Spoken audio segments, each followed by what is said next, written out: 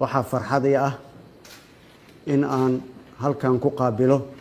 hoolka shirarka ee golaha wasiirada xukuumadda federaalka ee Soomaaliya oo aan maanta ku qaabilo walaalkay Cabdikariin qalbi dhagax oo dalka muddo ka maqnaa sababta ugu maqnaana ay ahayd in hoolkan aad maanta u jeedaan lagu go'aamiyay in walaalkay halgamaa qalbi dhagax dalka laga musaafiriyo loona musaafiriyo dal kale oo shisheeye looguna dhiibo si gardarro ah runtii shacabka Soomaaliyeed meel kasta ay joogaan waa ku mahadsantihiin sida qiirada leh sida wadaninimada leh sida ehelnimada leh sida walaaltinimada leh aad uga gubateen oo aad uga dhiidhiseen runtii aniga markaan halkaan imid waxaan ilaahay ka baryi jiray in uu maalin igu aadiyo igu simo in aan dhibkaas dhacay ee looga gardarana walaalkay halgamaa Cabdikariin qalbi dhagax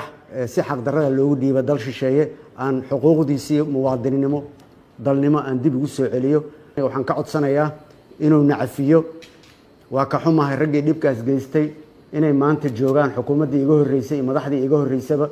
ay waddanka joogaan welina aan laga haynin raaligelin laakiin anigoo ku hadlayo magaca xukuumadda hadda joogto waxaan leeyahay walaal soo dhawow waa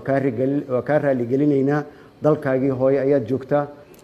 tallaabooyin badan ayaan qaadnay golaha wasiirada oo lagu ansixinayay in dambigii lagaa galay dib looga noqdo waxaa iyadana ka mid ahayd in jabhaddii xornimo dagaalanka ee ONLF Soomaali galbeed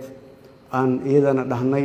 waa ma ahan terroriste ma ahan argagixiso oo aan ku cadaynay shacabka Soomaaliyeedna aan wagaas u cadaynan haddana u cadaynaynaa in iyagana naga raali noqdaan maadaama iyagana maalintooda aan sugayno madaxda jabhadda ONLF in marka ay dalka yimaadaan madaxdooda sidaanoo kale munaasabad aan u samayn doono inkastoo waqtigu ugu gaaban yahay laakiin waxaan leeyahay hal is cafiyo soo dhawaada